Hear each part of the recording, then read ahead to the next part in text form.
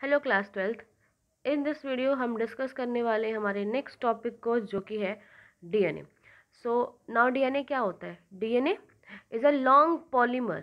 First तो ये polymer को डिस्कस करते हैं। पॉलीमर्स क्या होता है?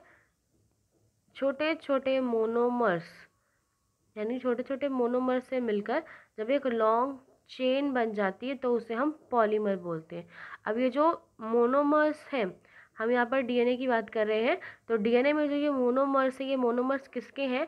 तो ये मोनोमर्स है डीऑक्सी राइबोज न्यूक्लियोटाइड्स के। What is deoxy ribose nucleotides? अभी हम जब स्ट्रक्चर पढ़ेंगे तो वहाँ पर इन्हें हम डिस्कस करेंगे। तो फिलहाल आपको बस इतना पता चल रहा है कि डीएनए क्या है? एक लॉन्ग पॉलीमर है डीऑक्सी राइबोज न्यूक्लियोटाइड्स का। ठीक है। डीएनए की लेंथ कितनी होती है? तो डीएनए की लेंथ यूजुअली हर एक ऑर्गेनिज्म में अलग अलग है, और ये डिपेंड करती है नंबर ऑफ न्यूक्लियोटाइड्स पे। मतलब जितने न्यूक्लियोटाइड से मिलकर वो हमारा डीएनए बना हुआ है, उनके नंबर पर डिपेंड करेगा कि डीएनए का लेंथ कितना है, और ये भी हर ऑर्गेनिज्म में अलग अलग होती है। So it's also a characteristic of organism, जिसमें अगर आप सबका लेंथ देख सकते हैं कि हर एक तरह के जो ऑर्गेनिज्म होते हैं उन सब में डीएनए की लेंथ अलग अलग होती है। जैसे यहाँ पर इन्होंने एग्जांपल दिया है bacteriophage. Now what is bacteriophage? Bacteriophage viruses होते हैं बेसिकली, एंड ये बैक्टीरिया को इफेक्ट कर सकते हैं, बैक्टीरिया को हार्म करते हैं, बैक्टीरिया को डिजीज से उसको कर सकते हैं, जिसमें उनको क्या होता है, इसलिए उन्हें बैक्टीरियोफाज बोलते हैं। एंड बैक्टीरियोफाज एक जो है जिसका नाम लैम्डा 174 है, और ये उसके अंदर कितने न्यूक्लियोटाइड्स होते हैं? 5386 न्यूक्लियोटाइड्स मौजूद है किसमें? एक बैक्टीरियोफाज में। दूसरा एग्जाम्पल भी उन्होंने दिया है बैक्टीरियोफाज लम्बाडा। लम्बाडा में कितने होते हैं? 48,502। इतने ज़्यादा बेस पेयर मौजूद हैं इन लम्बाडा। तो यहाँ पर बेस पेयर से काउंट किया जाता है कि जो डीएनए है उसकी लेंथ कितनी होगी। वहीं कुछ इन्होंने नेक्स्ट कोलाई का भी एग्जाम्पल्स दिया हुआ है, कैचराइस क्लोराइड, कोकाइन कोलाई, और इनका जो इसमें कितने होते हैं?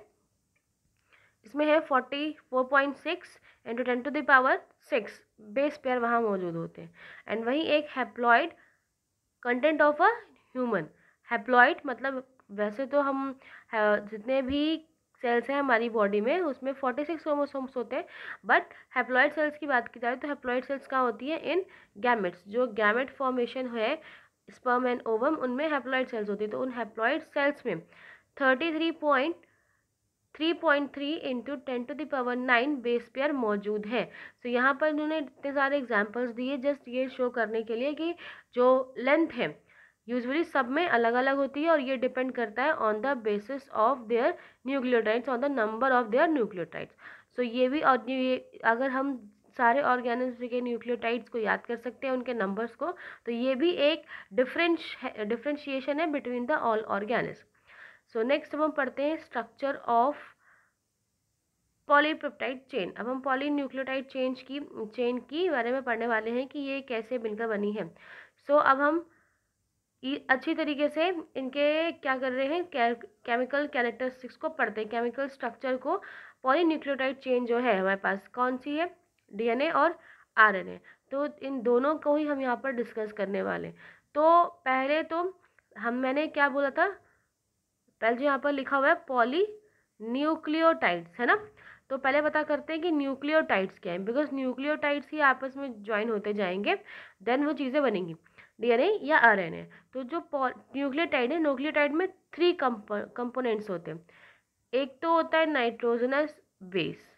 नाइट्रोजनस बेस यानी कि एडेनिन, ठीक है, adenine, guanine, cytosine, thymine, and one more thing, uracil.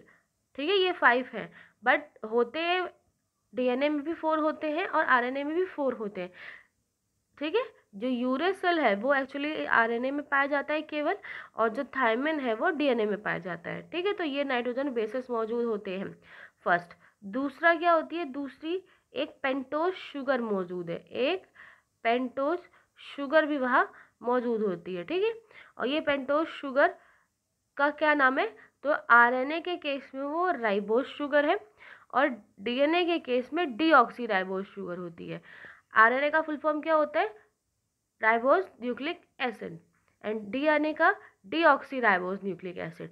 तो वहाँ से आप पता कर सकते हैं कि जो राइबोज है that is actually the pentose sugar and जो डीऑक्सी राइबोज लिखा हुआ है वो वहाँ पर फर्दर डीएनए के लिए जो पेंटोज शुगर है वो वहाँ पर यूज़ की गई है। तो ये इतनी बात आपको समझ में आई कि पहला तो उसमें क्या है, नाइट्रोजन बेसेस हैं और ये नाइट्रोजन बेसेस भी डीएनए आरएनए में अलग होते हैं। एंड नेक्स्ट एक पेंटोज शुगर लगी हुई है जो कि राइबोज है इन case of RNA and deoxy ribose होती है इन केस ऑफ डीएनए। ये भी अलग अलग है। एंड इनके साथ क्या जुड़ा होता है, इनके साथ एक फॉस्फेट ग्रुप भी अटैच होता है, एक फॉस्फेट ग्रुप भी इनके साथ अटैच होता है। तो इतनी सारी चीज़ें यहाँ पर है। सो लेट्स एक डायग्राम्स मैंने देख लेते हैं। तो जैसे ये आप देख रहे हैं, ये क्या है बेटा, ये जो सी लगा हुआ है, जी लगा हुआ है, that are the nitrogen bases, ये नाइट्रोजन बेसेस है। उसके बाद this is the pentose sugar, ये इतनी बड़ी यहाँ पर पेंटोज शुगर बनी लगी हुई है एंड इस पेंटोज शुगर से यहाँ पे क्या जुड़ा है, फॉस्फेट जुड़ा हुआ है। तो ये 3 कंपोनेंट्स यहाँ पर दिखते हैं आपको और यही 3 कंपोनेंट्स पॉलीन्यूक्लियोटाइड्स बनाते हैं डीएनए का, जिसमें अगर ये आरएनए है तो ये राइबोज शुगर होगी और डीएनए है तो डीऑक्सी राइबोज शुगर यहाँ पर होगी। ओके, सो कंपोनेंट्स पढ़ लिए हमने। नेक्स्ट यहाँ पर बताया गया कि 2 टाइप्स ऑफ नाइट्रोजन बेसेस, 2 तरह के नाइट्रोजन बेसेस होते हैं। उन्हें एक को बोला जाता है प्यूरिन्स और दूसरे को बोलते हैं पिरिमिडिन्स। तो प्यूरिन्स में 2 नाइट्रोजन बेसेस आते हैं, adenine and guanine, adenine and guanine. इन्हें हम किसके अंदर रखते हैं, प्यूरिन्स के अंदर रखते हैं। नाइट्रोजन बेसेस जो भी मैंने आपको बताए थे, adenine, guanine, cytosine, thymine and uracil, इन सबको अलग अलग कैटेगराइज किया गया है। तो जो ए और जी होते हैं उन्हें हम रखते हैं इन प्यूरिन्स में एंड ये दोनों में ही कॉमन होते हैं, आरएनए में भी होते हैं और डीएनए में भी होते हैं। वहीं पिरिमिडिन्स की बात करें यानी कि सी यानी साइटोसिन, थायमिन एंड यूरेसिल, यहाँ पर ये सारे तीनों ही किसके अंदर आते हैं, पिरिमिडीन्स के अंदर आते हैं, जिसमें से साइटोसिन तो दोनों में ही कॉमन है, यानी कि जो साइटोसिन है सी जो होता है वो आरएनए में भी होता है और डीएनए में भी होता है, तो ये तो दोनों में कॉमन होता है। बट थायमिन यानी कि जो टी है, थायमिन प्रेजेंट होता है डीएनए में ये भी और यूरेसिल प्रेजेंट होता है आरएनए में at the place of thymine, यानी थायमिन की जगह आरएनए में यूरेसिल मौजूद होता है। सो यहाँ से आपको बहुत सारे डिफ्रेंशिएशन भी मिलेंगे between the RNA and DNA. जैसे कि आपको पहले क्या मिला कि वहाँ पे शुगर अलग अलग होती है, आरएनए में राइबोज शुगर होती है और डीएनए में डीऑक्सी राइबोज शुगर होती है। वहीं आपको अब नाइट्रोजन बेसिस में भी डिफरेंस मिलेगा, जिसमें डीएनए में थायमिन होता है और वहीं आरएनए में थायमिन की जगह पर यूरेसिल मौजूद होता है। ठीक है, नेक्स्ट अगर हम डिस्कस करते हैं कि ये जो नाइट्रोजन बेसेस है वो किस तरीके से अटैच होते हैं, ये क्यों, जो भी अभी मैंने आपको नीचे दिखाया था कि वो क्यों इस तरीके से अटैच है। तो जो नाइट्रोजन बेस है ये लिंक्ड है पेंटोज शुगर से by a N glycosidic linkage. These are the nitrogen bases और ये नाइट्रोजन बेसेस इस पेंटोज शुगर से, ये आपको बॉन्ड दिखाई दे रहा है, दिस एंड दिस, ये जो बॉन्ड्स दिखाई दे रहे हैं इन्हें एन ग्लाइकोसिडिक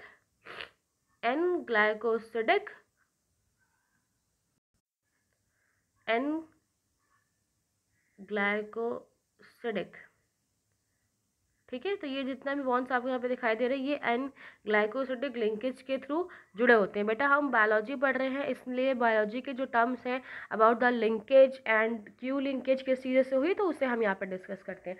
ठीक है, तो यहाँ पर जो नाइट्रोजन बेसेस है वो पेंटोज शुगर से अटैच है by the N glycosidic linkage. ठीक है, सो ये सारे दिखाई दे रहे हैं आपको, इन सब में नाइट्रोजन बेसेस है एंड ये एक पेंटोज शुगर से अटैच है by N glycosidic linkage. Okay, next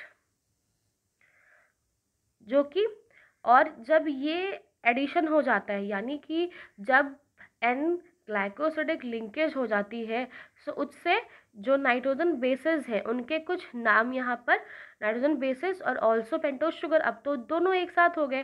पहले क्या था कि सिर्फ एक नाइट्रोजन बेस है तो उसे हम एडेनिन गुआनिन थायमिन साइटोसिन बोल रहे हैं, बट वहीं पर और पहले क्या थी, एक शुगर थी जैसे हम राइबोज और डीऑक्सीराइबोज बोल रहे हैं। बट जब दोनों ही आपस में ज्वाइन हो जाते हैं तो जो स्ट्रक्चर बनता है उसे हम क्या बोलते हैं, तो जो स्ट्रक्चर बनेगा जैसे कि आपको यहाँ पर दिखाई दे रहा है कि जब दोनों ही अटैच हो जाएंगे तो अगर ए है, एडेनिन अटैच हुआ है विद द शुगर, तो उसे हम क्या बोलेंगे, एडेनोसिन। उसे हम क्या बोलेंगे, एडेनोसिन। और उसे डीऑक्सीराइबोस एडेनोसिन भी कहेंगे, डीऑक्सी एडेनोसिन भी कहेंगे, राइबोस नहीं, डीऑक्सी एडेनोसिन। तो अब आप मुझे बता सकते हैं कि ये डीऑक्सी एडेनोसिन किस में होगा और एडेनोसिन किस में होंगे। एडेनोसिन आरएनए के सेंस में है एंड डीऑक्सी एडेनोसिन डीएनए के सेंस में है। अगर आपको डिफरेंशिएशन करना है कि क्या किस में मौजूद है तो आप बिल्कुल यहाँ से कर सकते हैं कि डीएनए में वो सारी चीज़ें होंगी जिसमें डीऑक्सी वर्ड यूज़ किया गया है। सो अगर एडेनिन आके ऐड हो जाता है विथ नाइट्रोजन बेस अटैच हो जाता है किसी शुगर से। वन मोर थिंग, जब नाइट्रोजन बेस एक शुगर से जाकर अटैच हुआ है, यहाँ पर भी नाइट्रोजन बेस आया, शुगर से अटैच हो गया, सेम हेयर एंड ऑल्सो यहाँ पर भी। तो जब एक नाइट्रोजन बेस एक शुगर से जाकर अटैच होता है तो उसे हम क्या बोलते हैं, न्यूक्लियोसाइड। मतलब नाइट्रोजन बेस है और ये जो पेंटोज शुगर है उससे जाकर अटैच हो जाए तो ये दो स्ट्रक्चर आपस में मिलकर क्या बनाते हैं, न्यूक्लियोटाइड्स बनाते, सॉरी साइड बनाते हैं, न्यूक्लियोसाइड, न्यूक्लियोसाइड बनाते हैं। ये आप याद रखिएगा बिकॉज ये भी डिफरेंशिएशन है न्यूक्लियोसाइड और टाइड्स में, तो याद रखिएगा न्यूक्लियोसाइड्स बनाते हैं कब, जब नाइट्रोजन बेस से शुगर जाकर अटैच हो जाते हैं तो वहाँ पर क्या बनेंगे, न्यूक्लियोसाइड्स बनेंगे। एंड अगर एडेनिन ऐड हुआ है in the case of RNA तो उसे हम एडेनोसिन बोलेंगे और इन केस ऑफ डीएनए तो डाईऑक्सी एडेनोसिन। वहीं अगर ग्वानिन ऐड हुआ है तो ग्वाइनोसिन इन आरएनए और deoxy guanosine in DNA. C add हुआ है तो cytosine in case of RNA and deoxy cytosine in case of DNA. Now uridine लिखा हुआ है ना, यूरेडिन लिखा है, यूरेडिन। अब तो आपको और क्लियर हो गया होगा कि ये किस में है, आरएनए में ही है। क्यों, क्योंकि यूरेसिल किस में मौजूद होता है, आरएनए में मौजूद होता है, डीएनए में मौजूद होता ही नहीं है। सो ये जितने भी विदाउट डीऑक्सी वर्ड यूज़ किए गए हैं वो सब आरएनए के लिए थे एंड आरएनए में तो यूरेसिल होता नहीं है तो यहाँ पर क्या होगा, डीऑक्सी थायमिन। ओके, तो ये आपने देखा कि जब एक नाइट्रोजन बेसेस जाकर एक पेंटोज शुगर से ऐड हो जाएंगे तो उससे बनेगा न्यूक्लियोसाइड, साइड लिख रही हूँ मैं, न्यूक्लियोसाइड। और ये न्यूक्लियोसाइड्स के अलग अलग नाम बताए गए हैं जो कि यहाँ पर आपको बताए मैंने, ठीक है। सो यहाँ से आपको बहुत सारे डिफ्रेंशिएशन देखने को मिल गए। जैसे कि पहले तो आपने देखा कि जो शुगर है वो कौन कौन सी यूज़ हुई, अलग अलग शुगर। बेसिस हैं तो बेसिस में कौन कौन सी चीज़ें अलग अलग हुई हैं। नेक्स्ट उसके बाद जो बॉन्ड बना है, बॉन्ड बनने के बाद जो न्यूक्लियोसाइड बने तो न्यूक्लियोसाइड्स के भी नाम यहाँ पर अलग अलग है। सो डीएनए और आरएनए में यहाँ से आपको बहुत सारे डिफ्रेंशिएशन मिलेंगे। नाउ अब क्या होता है कि अब हमारे पास क्या बन गया, अब हमारे पास एक न्यूक्लियोसाइड मौजूद है हमारे पास। अब होगा क्या बेटा, अब यहाँ पर एक फॉस्फेट ग्रुप आकर लिंक होगा। पर फॉस्फेट ग्रुप लिंक कहाँ पर होगा, सो फॉस्फेट ग्रुप अगर आप ध्यान से देखें, ठीक है, फॉस्फेट ग्रुप अगर हम यहाँ पर लिंक करवा रहे हैं तो अगर आप देखो यहाँ पर तो ये बेटा सी है नीचे, यहाँ पर क्या है, एक नाइट्रोजन बेसिस और उसके साथ ये शुगर अटैच है।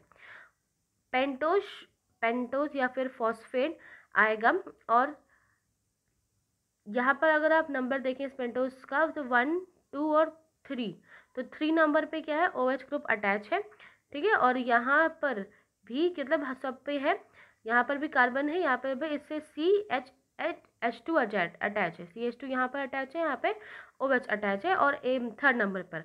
और उसके बाद यहाँ पर क्या अटैच है, ये एक नाइट्रोजन बेसिस लगा हुआ है। सो यहाँ पर भी थर्ड नंबर पे OH होगा, यहाँ पर भी थर्ड नंबर पे OH और यहाँ पर भी थर्ड नंबर पे OH होता है। सो पेंटोज शुगर, सॉरी जो पेंटोज शुगर का जो 5th कार्बन है, यानी कि 1 2 3 4 एंड 5, ये लॉन्गेस्ट चेन को अगर हम काउंट करें तो वहाँ पर जो 5th कार्बन है 1 2 3 4 5, उस 5th कार्बन पर या 5 डिग्री कार्बन पर एक क्या होगा, न्यूक्लियो, जो वहाँ पर न्यूक्लियोसाइड्स हैं उस पर एक पेंटोज, एक फॉस्फेट आकर लिंक हो जाएगा बाय द फॉस्फोईस्टर लिंकेज। ठीक है, आपको दिखाई दे रहा है 1 2 3 4 5 नंबर वाला कार्बन है और इस 5 नंबर कार्बन पे एक फॉस्फेट ग्रुप आकर अटैच हो गया विद द फॉस्फोईस्टर बॉन्ड के थ्रू या लिंकेज के थ्रू। एंड वहीं एक ये फॉस्फेट एक तरफ तो इस 5th नंबर वाले कार्बन पे जुड़ा हुआ है एंड दूसरी तरफ ये जो OH आपको यहाँ 3rd नंबर पे दिखाई दे रहा था वहाँ पर भी OH होगा, तो ये 3rd नंबर वाले OH को रिप्लेस कर उसके साथ भी अटैच हो जाता है। तो इस तरीके से P यानी कि जो फॉस्फेट है ये दो न्यूक्लियोसाइड्स को आपस में ज्वाइन करने का काम करता है, आपस में ज्वाइन करता है, जोड़ देता है। और जब ये इसे आपस में ज्वाइन कर रहा होता है तो एक कार्बन, यानी कि जब ये आपस में by the help of phosphate जुड़ रहे होते हैं तो एक चेन पर ये एट द नंबर ऑफ 5 पे जुड़ा होता है, 5 नंबर ऑफ कार्बन पर, और दूसरी चेन पे एट द नंबर ऑफ 3 पे यहाँ पर जुड़ा हुआ है। ठीक है, नेक्स्ट आप फिर से देखेंगे तो ये 5th नंबर वाले कार्बन पे अटैच है और यहाँ से 3 नंबर वाले कार्बन पे, then 5th number carbon, then 3 number carbon and then 5th number carbon. तो इस तरीके से क्या होता है कि एक चेन बनती चली जाती है जिसमें फॉस्फेट क्या कर रहे हैं, फॉस्फेट न्यूक्लियोसाइड्स को आपस में ज्वाइन करता है बाय द फॉस्फोईस्टर लिंकेज। एंड अब ये जो बन गया, यानी कि अब यहाँ पर एडेन नाइट्रोजन बेसिस भी हैं, पेंटोज शुगर भी है और फॉस्फेट भी है। जब ये तीनों चीज़ें आकर कंबाइन होने लगती हैं तो अब हम इन्हें बोलेंगे न्यूक्लियोटाइड्स। तो यहाँ पर आपको याद रखना है कि व्हाट इज न्यूक्लियोटाइड्स। तो जब न्यूक्लियोसाइड में फॉस्फेट आके अटैच हो जाता है तो अब उसे हम क्या बोलते हैं, न्यूक्लियोटाइड्स। ठीक है, और जिसका जो अटैचमेंट है वो शुगर के ऊपर डिपेंड करता है कि कौन सी शुगर वहाँ पर मौजूद है। हम यहाँ पर DNA की शुगर देख रहे हैं, न्यूक्लियो डीऑक्सीराइबोज वाली, तो इसलिए यहाँ पर इसी तरीके का अरेंजमेंट होगा, यानी कि 5 डिग्री वाला अरेंजमेंट लिंकेज यहाँ पे आपको देखने को मिलेगा। अब ये जो लिंकेज हुई है वो कैसे है, या फिर इस लिंकेज को हम 3 डिग्री 5 क्यों बोल रहे हैं। सो यहाँ पर ये इसलिए है बिकॉज, लेकिन अगर आप देखो यहाँ से लेकर यहाँ तक लिंकेज है और इस लिंकेज पे एक OH बॉन्ड अटैच, अगर हम ये मान लें कि यहाँ पे इनिशियली स्टार्ट हुआ है, फर्स्ट स्टार्ट यहाँ पे हुआ है, पहली लिंकेज यहाँ से स्टार्ट हुई, तो यहाँ पर देख रहे हैं कि यहाँ तो OH ग्रुप जो भी 3rd नंबर ऑफ कार्बन पे वो ऐसे यहाँ पे कोई चेंजमेंट नहीं है। तो ये तो कौन सा एंड हो गया, ये हो गया 3 डिग्री वाला एंड यहाँ पर हो गया। ठीक है, 3 इंच वाला या कह लो आप यहाँ पे, बिकॉज एक ही वाक यूज़ किया है, तो यहाँ पे 3 इंच वाला क्या हो गया कि एक एंड है, और वहीं दूसरी तरफ वो 5 कार्बन से अटैच हो रहा है, फिर 3 कार्बन से अटैच हो गया, फिर 5 कार्बन से 3 कार्बन, 5 एंड 3 एंड 5। और अगर यहाँ पर इस पूरी चेन का एंड है तो यहाँ पर क्या है, 5th नंबर वाले कार्बन चेन पे अटैच फॉस्फेट जुड़ा हुआ है। तो इसीलिए जो पूरी चेन बनती जाती है, यहाँ तो इन्होंने सिर्फ 4 नाइट्रोजन बेसिस को दिखाया, इसी तरीके से और चेन बनती जाती है, बट वो अटैच कहाँ किस तरीके से होती है, इसी फॉर्मेशन में जहाँ पर एक एंड जो होता है वो 3 होता है और दूसरा एंड जो होता है वो 5 डैश पर होता है। तो 3 डैश टू 5 डैश वाला जो पूरा स्ट्रक्चर है ये इसी तरीके से ज्वाइंट होता जाता है और बहुत सारे पॉलीन्यूक्लियोटाइड। अब आपको समझ में आया कि पॉलीन्यूक्लियोटाइड्स क्यों कह रहे हैं, बिकॉज यहाँ पर जो पहले था वो क्या था, न्यूक्लियोटाइड्स था, and by the help of a phosphorus ये आपस में ज्वाइंट होते जाते हैं एंड पॉलीन्यूक्लियोटाइड्स से पॉलीन्यूक्लियोटाइड्स बन गए हैं। यहाँ पर पहले पॉलीन्यूक्लियोसाइड्स थे, राइट, पहले पॉलीन्यूक्लियोसाइड्स थे, यहाँ पर पहले क्या थे, पॉलीन्यूक्लियोसाइड्स थे। अब ये पॉलीन्यूक्लियोसाइड्स पर ये P आ गया तो ये पॉलीन्यूक्लियोटाइड्स हो गया, और ये पॉलीन्यूक्लियोटाइड्स जुड़ते जाते एक दूसरे के साथ जुड़ते जा रहे हैं। यहाँ पे जैसे लिखा है न्यूक्लियोटाइड्स है जो एक सच मैनर में इसी तरीके से वन एंड टू और अदर एंड पर जुड़ते जाते हैं।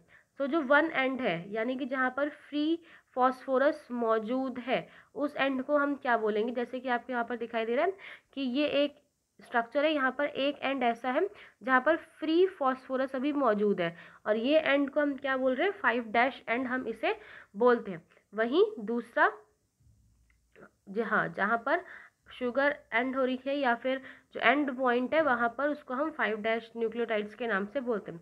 सिमिलरली द अदर साइड, जहाँ से जो ये स्ट्रक्चर बनना स्टार्ट हुआ, जैसे कि आपको यहाँ पर दिखाई दे रहा है कि जो अदर साइड है वहाँ पर 3' वाला जो कार्बन है या फिर 3 नंबर वाला कार्बन पे जो OH ग्रुप है वो फ्री है, तो इस वजह से हमने क्या बोलते हैं, 3' एंड। सो ये वाला जो साइड है उसे हम 3' एंड बोलेंगे, और जो ये वाला साइड होता है उसे 5' एंड बोलते हैं। सो इस तरीके से 2 एंड आपके यहाँ पर देखने को मिल गए, और इसीलिए इस चेन को, इस प्रॉपर चेन को हम 3' to 5' चेन भी बोलते हैं। ठीक है, अब आपको ये बात समझ में आ गई होगी कि जो पॉलीन्यूक्लियोटाइड्स है वो आपस में ज्वाइन हो रहे हैं फ्रॉम 3' to 5', और वो क्यों, बिकॉज जो एक साइड क्या होता है, 3' वाले कार्बन, 3' वाला जो कार्बन है वो जो नंबर है वो फ्री है, वहाँ पर वो अटैच नहीं है किसी से, और 5th नंबर वाले कार्बन से फॉस्फेट अटैच हुआ है, then 3rd, then 5th and then 3rd, इस तरीके से वो जुड़ता जाता है। और इन द लास्ट, जो बिल्कुल लास्ट न्यूक्लियोटाइड्स वहाँ पर होगा, वहाँ पर वो 5th नंबर वाला कार्बन फ्री होता है, जिस वजह से ये जो सिस्टम है उसे हम, या जो यहाँ पर ज्वाइनिंग हो रही न्यूक्लियोटाइड्स की, उन्हें 3' 5' ज्वाइनिंग बोलते हैं। सो इस तरीके से एक प्रॉपर चेन बनती है, इस तरीके से एक प्रॉपर न्यूक्लियोटाइड्स या DNA का फॉर्मेशन होता है। एंड जो न्यूक्लियोटाइड्स हैं, टाइड्स मतलब फॉस्फेट है वहाँ पर, फॉस्फेट भी, पेंटोस शुगर भी और नाइट्रोजन बेसिस भी, तो ये जो पॉलीन्यूक्लियोटाइड्स चेन है ये फॉर्म होते हैं किससे, शुगर से और फॉस्फेट से। एंड ये क्या है, बैकबोन है ऑफ द DNA, ये बैकबोन होते हैं जिसकी वजह से पॉलीन्यूक्लियोटाइड्स का फॉर्मेशन हो पाता है। एंड जो नाइट्रोजन बेसेस है दे आर ज्वाइंट, वो किससे ज्वाइन होते हैं, शुगर से ज्वाइंट होते हैं। एंड ये भी इसका क्या है, टू, इस जो बैकबोन अभी हमने ऊपर बात की कि DNA का बैकबोन कौन है, पॉलीन्यूक्लियोटाइड, और ये पॉलीन्यूक्लियोटाइड कब बनेगा, जब उस शुगर से कौन जाके अटैच होंगे, नाइट्रोजन बेसिस। तो इस बैकबोन को बनाने के लिए भी वहाँ पर एक नाइट्रोजन बेसिस इंपॉर्टेंट। तो यहाँ पर आपने देखिए कि 3 मेन कंपोनेंट होने चाहिए, उन्हीं से मिलकर हमारा DNA स्टार्ट बनता है प्रॉपर तरीके से। सो आज हम इस वीडियो में आपको इतना ही बता रहे हैं, बिकॉज बहुत लंबा टॉपिक है ये, एंड प्रॉपर अभी आपने पढ़ा स्ट्रक्चर क्या है, किस तरीके से बनता है और किस तरीके से वहाँ पर लिंकेज है। नेक्स्ट हम इसके आगे की बात को डिस्कस करेंगे।